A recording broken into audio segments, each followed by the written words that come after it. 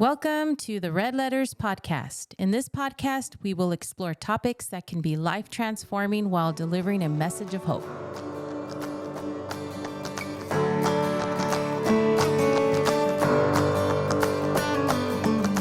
Thank you for joining us on this week's episode as we start season 4. Thank you for tuning in and being a part of our community. We appreciate you. Hope you had a great holiday season and a great New Year's. So one of the first topic we actually want to kind of chew on today is actually, what do you need to let go of that possibly took place in 2023 that's going to hold you back or keep you from having momentum in 2024?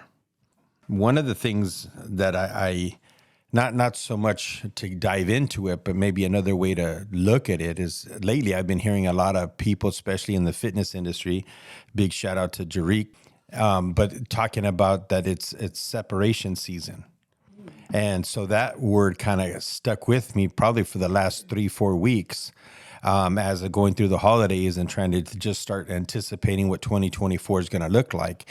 And I started feeling just inside of me that I got to separate me from me. I need to separate some habits that maybe they're not necessarily bad, but they're not good. Mm-hmm. And they're keeping me from being more effective in just my own life. And that affects every area, you know, my church life, my family life, my business life.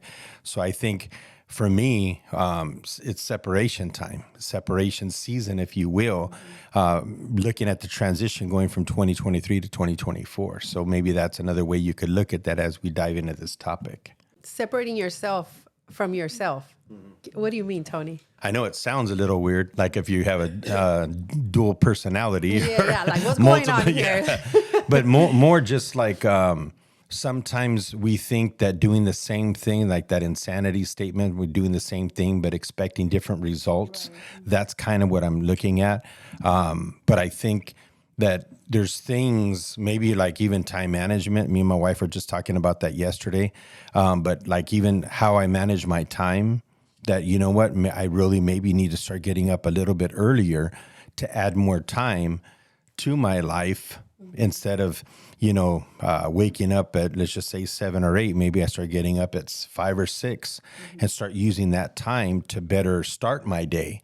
So that by the time I go to sleep, I could actually look back and see that, you know what, I actually got more things done and I was more effective, not just a big checklist of all these different things I have to take care of, but like putting things in priority, making sure that the more important things do get done that day instead of always, I'll just leave it for tomorrow, or that famous, I'll just wait till Monday. Yeah. You know what I mean? That's kind of what I'm saying is maybe my mentality of separating how I would do things, how I anticipate doing them now. Maybe that would be a better way of explaining it.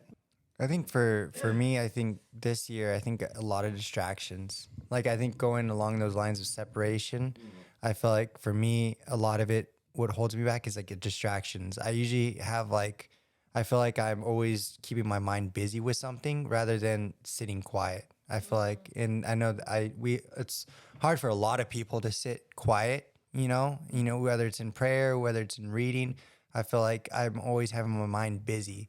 And I think to the point where it starts to be almost when I get home, I'm like, oh my gosh, I just feel like my mind's still racing after, if I'm watching like TV shows, I have podcasts, reading like audiobooks, I have so much stuff that I go through.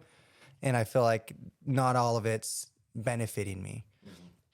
And so I think weeding out distractions for me for this new year, because I feel like towards the end of this year, I'm like, man, I feel like I spent a lot of time. Like one of the first things when me and Jess get into bed, I put on the TV. Not really, but then Jess started pointing it out, like, no, we got to talk about our day or something like that. She says along those lines. I'm like, oh, I'm sorry. Like it's almost like a habit for me just to default. Put something on. Yeah. To have some background noise? Yeah, you think? yeah, Oh, okay. for background noise. But then for me, I get distracted too. So if Jess is trying to talk, then I get distracted, on what I'm watching. Yeah. But that's for me, I think distractions to weed those out, I actually have a question, Gio, because I like that. Are you distracted when you feel you're doing something productive for yourself, or are you distracted just in general? I feel like I distract myself on purpose almost to where I don't really want to be quiet. Oh, That's okay. like with some Avoiding I catch it? Yeah, I catch myself avoiding it, and then the times I do it, and I'm like, I could feel like I breathe, and then I the next day I distract myself almost out of habit. It feels like, if that makes sense. Yeah. You're Oh, your okay. mother's son. Yeah. No, because I think I struggle with that too, actually. So being in a quiet place is Yeah, I think for me, like going in this new year is finding more time to be quiet. Make my mind quiet. I think that's for me. But I think the difference between you and mom is mom can be quiet. She just gets easily distracted. That's it. Well, that's what he says. He actually distracts himself. Well, he distracts himself. I think you just get distracted. But Well, yeah, my actually, curiosity. you're My right. I do curiosity yeah. is I easily why get do you distracted. distract yourself? Are you hiding from something? Are you afraid to be quiet? Like, what is the reason why you do it? Why you sabotage Oh, yourself? dig deep. Do you know what I mean? I think for me it almost feels like, I don't know how I would put it into words, but it almost like where I need like my brain, or like my brain needs like stimulation, I guess, if that makes any sense. Or is it Oh. that you need to, I'm wondering, is it something like you need to feel like you're doing something, even if that something is thinking, Yeah. to feel that you're being productive? I feel like I think that actually pretty like hit the Nailed on the head. nail on the head, because I feel like if I'm at work and if it's slow, when I go home I don't feel like I did anything, and I feel like I don't feel good about like my day. But if it's like when it's busy, like with bigger jobs and stuff, and I'm like just focused on work, that's what makes me feel like, oh, I've done something. And a lot of the stuff I do, it's more not even like it's more like self-help or like stuff that just does help me. But I just feel like I'm always have something on in my head, but I feel like I don't learn to apply what I read, rather than just keep listening and keep listening, Or yeah, it could be frustrating because it happens to me sometimes too, where I would get frustrated because I'm accumulating so much information, but I'm not applying Yeah, that's as much. it, yeah. So there's a deficit in the application side of it, but your information is growing, and then and then you're like, oh, there's a total imbalance here, and then a frustration kicks in, and then you're feeling like, oh man, I was just talking to Mama about that last night. I have all these things I still got to do, and I actually just sat down just to relax, and I'm like, I just got to figure out how I got to go ahead and move forward and get this stuff done now. Well, I think along what you're saying as far as being quiet, because that's one thing I told myself for this year is I want to practice more being in the quiet. But for me, of course, my quiet is that time where it's just quiet, me and God, not saying nothing, not moving my mouth or anything, just sitting and listening, and letting him talk to me. And then being more intentional this year in every area of my life, not just, like getting rid of the distractions, because I do easily get distracted, and just focusing on my priorities, putting my priorities in place and making sure that those come first, and not allowing distractions to come in between those priorities. And also, I don't know about going to bed early. To be honest with you, I could choose to go to bed early, but I choose not to, because listen, because that is my alone time with me and God. It's my time of winding down. It's my quiet time. It's my time of being intentional with God. And aside to that, also with myself, spending time for me. You know what I mean? Just for me to just relax and enjoy that quiet. You know what I mean? But I was going to ask you, your quiet. When you say being quiet, what is your quiet? Well, that's along the lines, I think, taking the time to like just listen. Are you afraid of what you're going to hear? To be honest, maybe, yeah. I feel like, I don't know. I feel like there could be a part of it where I'm afraid, and then I think it's probably more afraid. Why are you afraid? I don't. This is gonna be another topic. Well, maybe we'll talk about it in the Yeah. next topic. Yeah. Well, I know that there's a diagram, since we're kind of like chewing on this a little bit, like on how to take care of things and how to put things in priority and to take care of the things that are more urgent. There's I just looked it up right now. I think they call it the Eisenhower matrix. And what it is it's a square diagram. And in one corner, you put important and urgent. Then to the right of that, it's non-urgent and non-urgent, but it's important. Then there's a non-important urgent and then a non-important non-urgent. So there's some, and I know it sounds a little confusing, but like things that are urgent and important are the things you need to do. Yeah. Then there's things that are important but not urgent. Those you could schedule those things. Yeah. So it's kind of like it turns around and helps like time management, seeing which category things are that we got to get done. And then important, not urgent means it might be something you could delegate that you don't necessarily have to do yourself. It's more of a task maybe. And then there's non-important, non-urgent, which you could probably sometimes just eliminate, So I just wanted to bring that up because it came to mind because it seemed like that's sort of what we're kind of talking about so far. But, I don't know. What are your thoughts on that? I think when it comes to distractions of the mind, you're not physically being distracted. It's more of the mind thing. For me, what I have found that worked for me, and then I stopped doing it, and then I found myself going through that again, is list. I like lists, like to-do list. So tomorrow, what I have to do. But what I was adding on my list is time for prayer and time for meditation. And I know it's the same thing. People say it's the same thing, but one of them is just being in total silence. Yeah. And I really enjoy that. And if you can be out in nature, it even does more to you as a person. But I find that a lot of people who are constantly distracted have a hard time doing it because we feel guilty. We feel guilty that I'm not doing anything. Like I'm not doing it and I don't feel productive. In the world that we're living in today, it's almost like go, go, go. Like you're constantly having to do something and you have to give yourself permission to not do anything. Like to just be okay with not doing anything for 15 minutes a day. It's not a big deal. Or 15 minutes, in 6 hours. And you should be okay with it. But for me, your list sounds a little complicated for me, Tony, but because I would start like, where do I put Let's go what? back and delete it. Like, where do I put what? But for me, it's, the things that I'm going to do, like I'll make a list. Like, what am I going to cook this week? It just makes it simple for me. Yeah. So I know what ingredients I need to get. And then when do I do laundry? Like things like that. But I have my work list and then I have my home list. And then I just stick to it. But what I like to do is when I'm sitting alone and not doing anything, it's like, I'm okay. Like I have to tell myself it's okay. Don't feel guilty that you're just sitting here not doing anything. So I don't know. Maybe you seem like someone who's like an overachiever, and it's like, okay, calm down. It's okay to be okay. Yeah. To just like not be doing anything for a little while. Yeah. What other things maybe are in our lives or on our plate that maybe we need to eliminate that we've been carrying in 2023 that we need to change moving forward to lighten the load so that we could maybe have our priorities in order? Anybody I wrote down pride for me.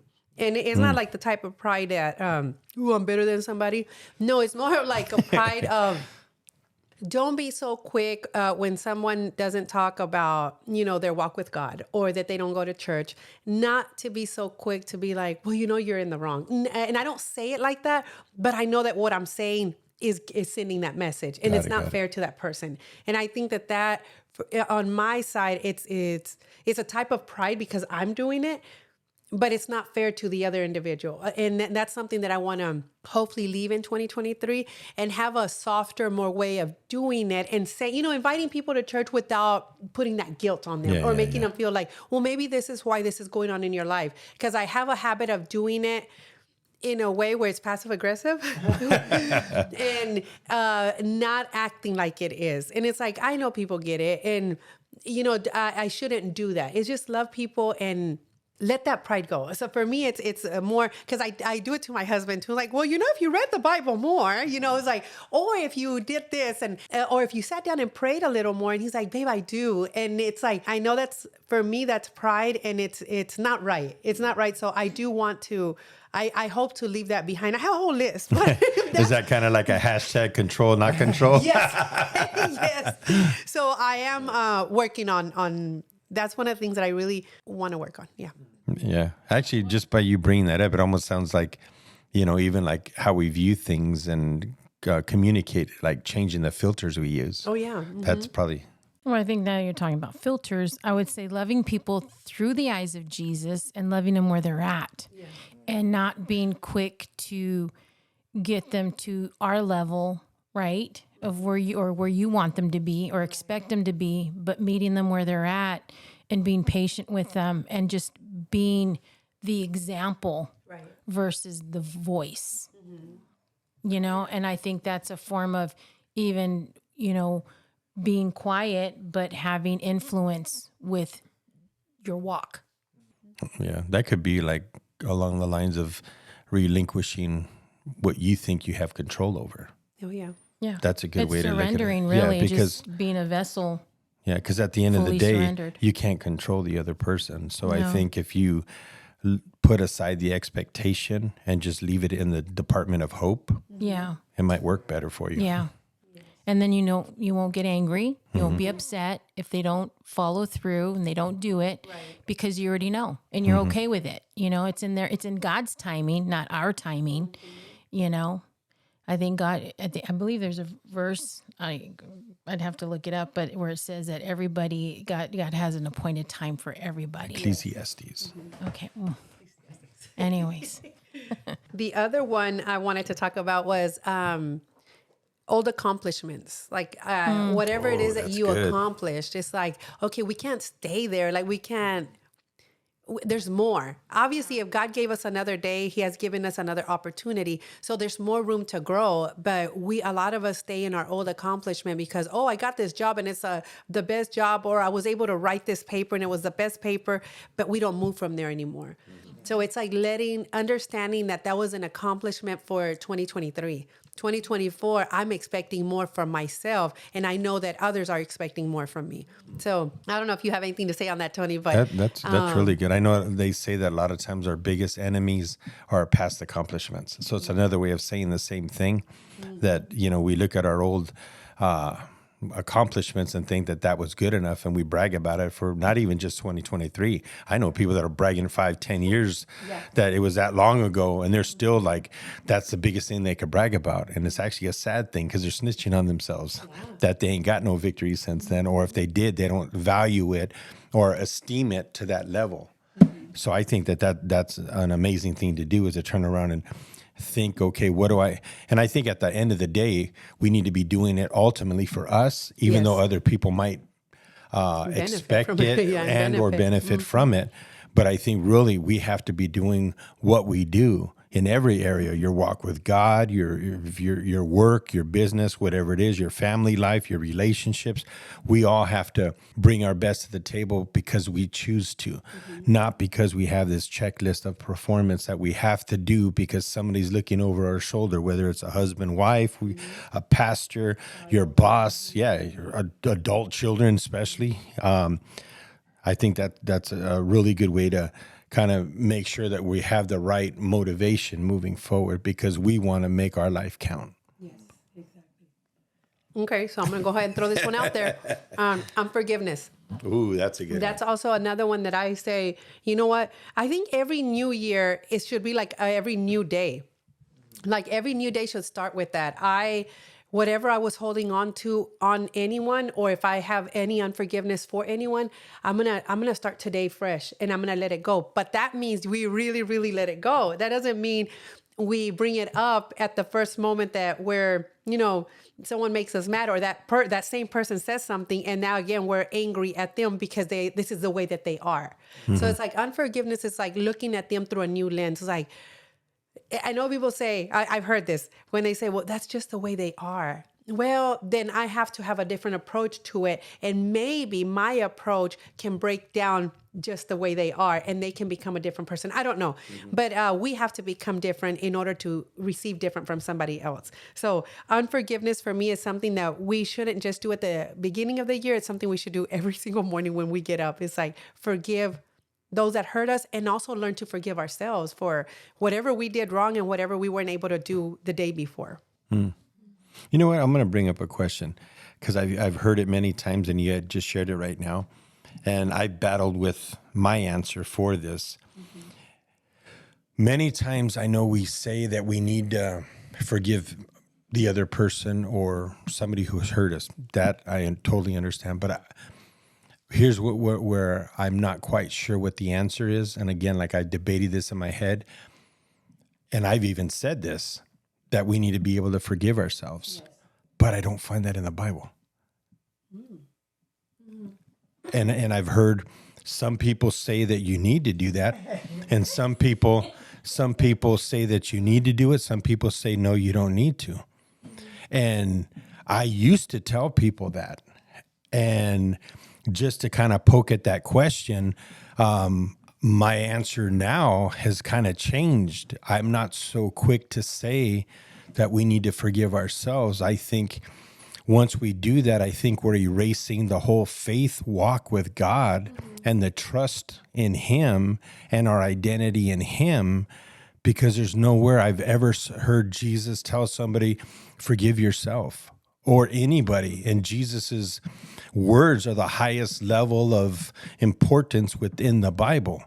So now I'm actually not quick to say that. I actually say, hey, look, you need to forgive and you need to receive forgiveness ultimately from God. And I think by you doing that and receiving the forgiveness He gives you, that kind of erases that. But I want to hear if you have another perspective. 1 Corinthians 13:4-5. As the failure to forgive ourselves hinders our love of others, so our love for others can facilitate self-forgiveness. So, and the reason that... Whoops. We can delete that part of the podcast. That's good. I never heard that one. It's actually another one, another verse.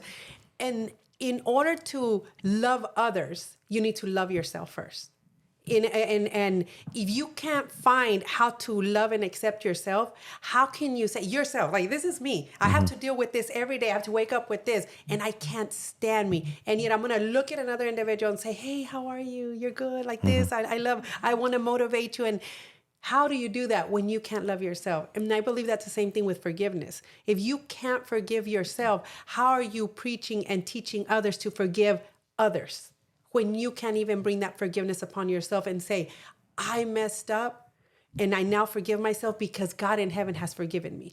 That's how I see it, because I think for me, I'm speaking for me as a mother. There's so many things that I had done wrong.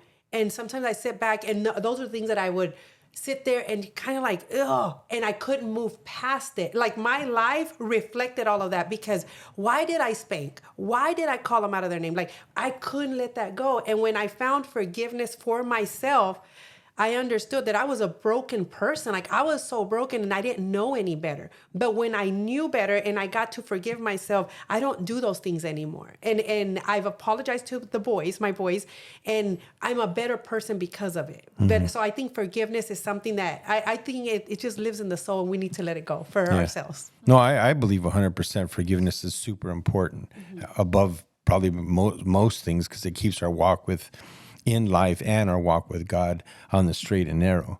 What do you call it? I guess how I've kind of digested the self-forgiveness, I think, is more like when I know that I've done something that isn't right, I'll either make it right by asking for forgiveness from that person and God, but then that's where I have to kind of let myself kind of not really persuade myself, but just trust that God forgave me. So therefore, I guess you could say I kind of maybe forgive myself at the same time, but it's more trusting that because He forgave me, I'm okay to move on. So I think that's probably like how I walk it out. But I don't know if I just maybe don't choose to use that term. I guess maybe that's what it is. But that's kind of how I've looked at that. Ruthie, what were you going to say something? No, what was the verse that you read? Oh, she's going to fact checker. I like No, that. I want to know like what translation it was. Oh, okay. It doesn't tell me the translation, but it is 1 Corinthians 13:4-5. Let me see if I find the translation. 13? Yeah. Okay. I Googled this, guys. 13:4-5? 13:4-5. All right. Did you guys find it? Yeah, I did. Okay. It might have been a different translation because Yeah. the New King James 4-5, it says, love suffers long and is kind. Love does not envy. Love does not parade itself. It is not puffed up, does not behave rudely, does not seek its own, is not provoked, thinks no evil. And then it goes to 6. So I think because when I heard you first say 1 Corinthians 13, I immediately thought love. Yeah. Because I think a part of quote unquote loving yourself is forgiving yourself. But I do believe ultimately love and forgiveness can only truly be through the lens of Christ. Yeah. Recently, like last Wednesday when you spoke at church, I was one of those because I cried hard. Again, this holiday season I cried a lot. But Wednesday I cried so much so that the next day I told my dad, I was like, I felt like someone hit me with their car. Like my body felt tense. I don't know if you ever cried like that, like where your whole body tenses up. Yeah. And so in the morning, I just felt like sore. And I'm just like, man, this is the worst. But the night before, I cried really hard and I had no words. I just cried.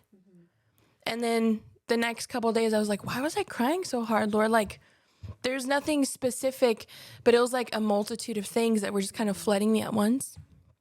And a part of it was the Lord is showing me how hard I am on myself as far as like even just receiving forgiveness. Because I am someone who, when it comes to like the spiritual side, I'm really hard on myself. Like if I make one little mistake, if I overreact to get mad at someone, I can't forgive myself. I'm like, you need to do 5 days of just water. You need to do da. I can't do it. Yeah. But that Wednesday, I felt the love of the Father in a way where I was reminded that I'm forgiven. Yeah. And when I saw through the lens of Jesus, oh, I'm forgiven, then I didn't even think about forgiving myself. It was automatic. Yeah. I woke up the next morning feeling lighter. I didn't even think about anything that I was like seeking forgiveness for myself for. I just walked in it the rest of the day.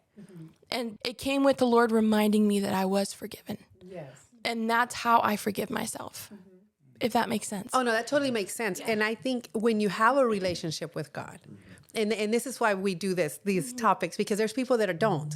So when you have a relationship with God, I think it's very different. Like, you know that he forgave you. So we don't sit there, and I don't know if this is the right word, loathe. Like, oh my God, on yourself. It's like, Right. oh, why did I do this? So when you don't have that relationship with God, and the reason I share this is because, and I don't know if the listeners listening right now, but a long time ago at church, I was standing behind, I was worshiping, and I'm standing behind an individual, and I felt God, like I felt the Spirit, like I don't know how to explain because I know it's hard for people to understand this, said, tell him to forgive himself. He's asked everyone for forgiveness. He's forgiven everyone, but he won't forgive himself. And when I was like, why? I don't know him. Like that's what I thought. I don't know him.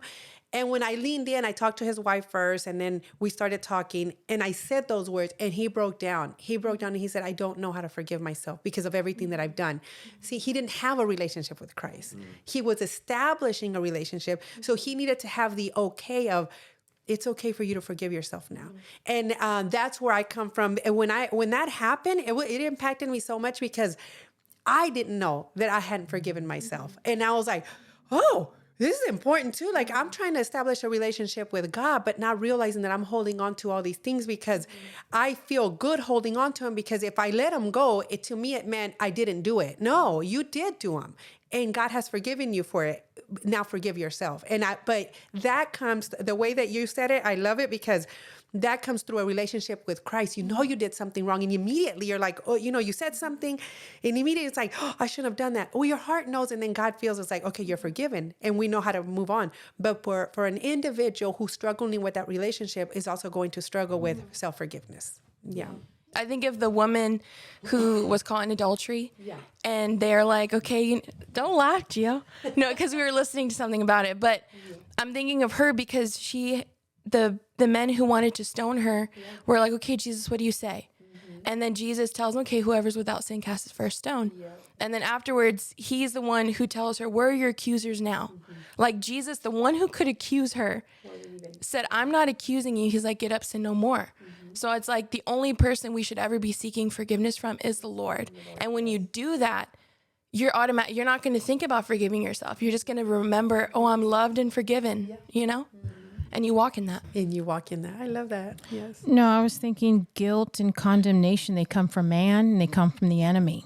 And just like the people surrounding the adulterous woman, they were all, with religious minds, religious spirit, whatever. They were, under the law, and they weren't seeing through the lenses of Jesus. And I think that even with the unbeliever, I believe that, even if you don't have a relationship right now, if you believe in Jesus, right, then you can start now and know that guilt and condemnation doesn't come from God. It comes from the enemy. God didn't come to condemn the world. He didn't come to judge the world today. He came to love and to forgive and to be that example of what it is to receive forgiveness. It's his agape love. It's his unconditional love. He loves you unconditionally, right? It's just believing and knowing, right? Accepting that his love is enough and that you're forgiven. Because it's so easy to live in condemnation and guilt and going through the thing, I got to fast this many days. I got to do this now. I got to do this, because I was there too. But now for me, personally, I would. And if I fell backwards, I felt oh my God, I got to do all these different steps to get back for God to accept me again. But now seeing who Jesus is, and what he did when he came and he died on the cross, he died for our sins. He died for everything. It was a one deal package, right? But now it's just learning to walk towards him day by day, one day at a time, reading his word, and getting to know who he is. Because once you get to know who he is and you ask him to fill you with his love, because it's his love that's going to give you the ability to forgive others and yourself. Does that make sense? Mm-hmm. And so I think that even for just the person right now who doesn't have a relationship, I think that it's not too late. You could start now, and simply, if you know that Jesus is real and he exists, then just ask him. Ask him to fill your heart right now. Ask him to come in and fill you with his love, because his love isn't human love, right? Humanly, we can't love and forgive others, especially if we have unforgiveness towards somebody or a family member or friend, and you think, I can never forgive that person. Well, yeah, maybe you can't, but he can. And if you allow him to fill you with his love, his agape love, his unconditional love, then he's going to give you that ability and to forgive that person and yourself, because you're allowing his love to fill your heart, and stuff like that. And that supersedes all things, right? What is it? Oh my gosh, there's a scripture that talks about God's love where Lord help me remember it. Oh my gosh. Yeah. You know what I'm saying? No, I know where you're going. I think kind of to sum up what I'm hearing and how I feel about letting go of things in 2023, or of things from 2023, is the self-condemnation. Yes. Is to let go, because I think that's where unforgiveness stems from, and all these other things, shame, etc. I think living in 2024 with the reminder that I am forgiven, not saying that I'm perfect, because no one's perfect. And one of my favorite verses, which I cannot remember where it's from, but no, it says that the righteous will fall, because that's just showing us humans. The righteous will fall, but it says that they will rise again. So I think that's something I held on to, because I was I always thought, if I live a righteous life, I can't sin. I can't make a mistake. Every day has to be perfect. But that verse, when I read it, I was so encouraged, because the Lord's look, you're going to stumble. Yeah. You're not going to stumble as much. Right. And by his grace and his mercy, each day when I do stumble, I can be reminded in that moment, okay, with a pure heart, I'm coming to you. I'm sorry. And then he forgives me, and I walk the rest of the day. Because when you go through something, especially in 2023, every time something big would happen, or something, I would make a mistake, I would live with it for a week. And it would affect my attitude. It would affect everything about my day, just everything. But this year, I'm Lord, help me to receive your forgiveness the moment I ask for it, and let it not affect the rest of my day, But yeah, I feel that's the biggest thing I'm letting go of in 2023. Well, that verse was Proverbs 24:16. Thank you.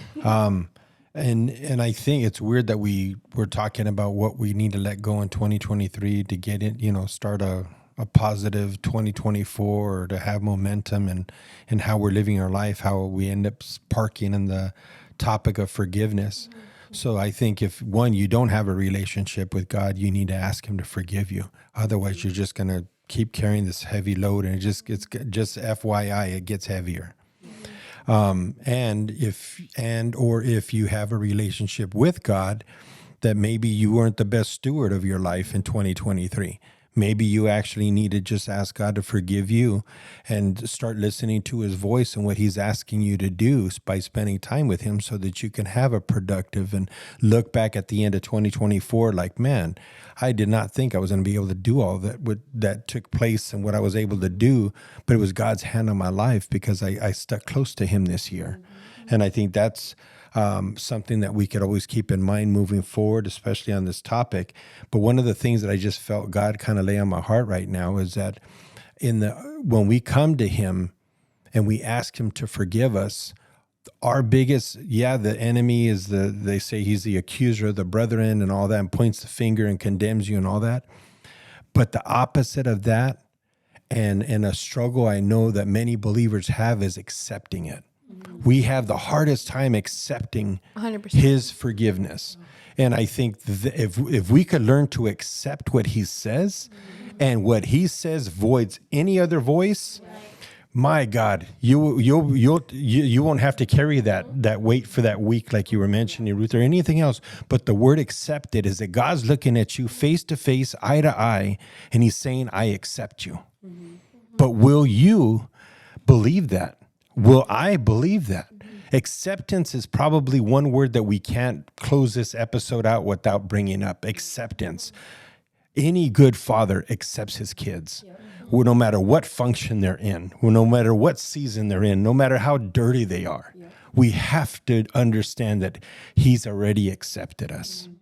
That's real good. Really quickly, I don't know if we have time, but did you guys I wanted to ask, what are you looking forward to in 2024? I don't even think about like the resolution or anything like this year. Looking forward to, I think from what me and Jess talked, we want to travel more. Really? So I think this summer we want to go to Mexico. But with It's me, right? 10 minutes away. Yeah, well, like the Mexico. Mexico. Yeah, but I think traveling more, I think for me. I want to travel with you too. That's my 2023. There's a reason why a car has a back seat. I know she was thinking our luggage.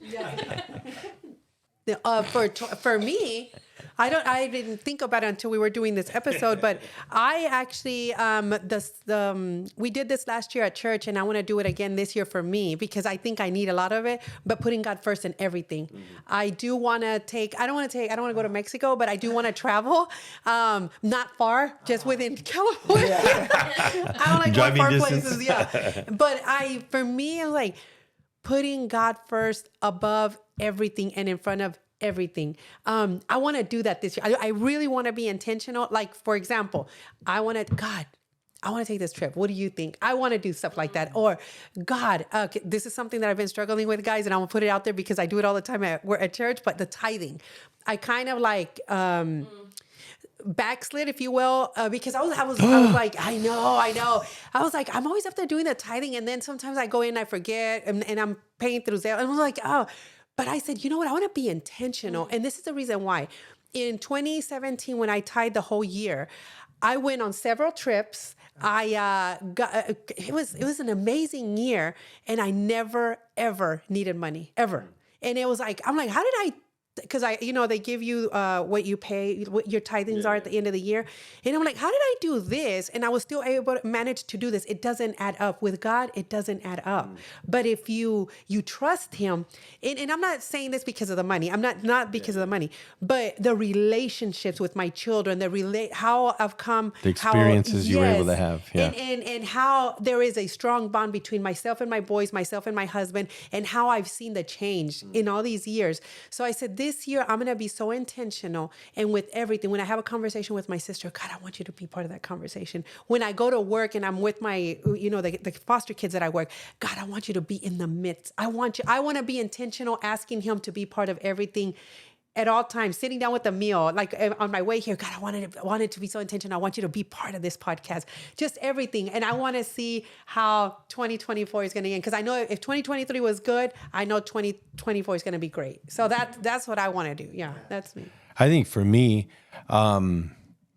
is I've had, I guess you could say, either visions, not so much dreams, but just visions of how close I know I could walk with God and what that would look like and how it would affect those around me in a positive way, that I don't feel like I've got there yet. I've had little seasons where it's been close to what I've seen is possible, but I think this year I would like to see that actually happen. I probably along his lines, what he just said, but I think too, being more intentional, more of an example. And I think too, just focusing on my hobby that just became a business and being intentional with that, because I think my desire is I think for 2024, I don't know, it's crazy, but I see myself buying properties. I don't see just one or two. I think like inside of me, it's like, I'm really seeing properties. Yeah. So that's something that I'm going to run with and be intentional with that as well. Yeah. Oh, mine was to travel with Gio. Oh, there you go. I forgot Gio started it. No, I'm kidding. No, I feel like it's along the lines of just like taking some sibling trips, whether they want to or not. You can drag them along. Yeah, they're coming. Is that why you Yeah. ordered those handcuffs from Amazon? And the masks, and the bags over their heads. Yeah. I ordered a truck just so I could put you in the back of it. I'm just kidding. Okay, and wrapping up, you guys, just every listener out there, what is it that you want to let go of 2023? Whether it's an old accomplishment and you're going to come up higher, whether it's unforgiveness, whatever it is, maybe you want to strengthen that relationship with your children, with your parents. This is the year to do it. We're not going to take time lightly anymore. We're just going to move forward and just go all in. We thank you so much for listening and can't wait to talk to you again. And just so you guys know, on our Instagram page, Red Letters Podcast, we do have a link tree now. So if you go there, you click the link, it'll take you to everywhere that we stream on, all the platforms for our podcasts, our Facebook, where you can also get in touch with us, and our email. If you guys ever want to email us, some words of encouragement, some advice, questions, concerns, or topic ideas too. We always appreciate it. Also, you can always slide into the DMs if you guys want. I know that's a lot easier, but yeah, go and check us out, and thanks for listening.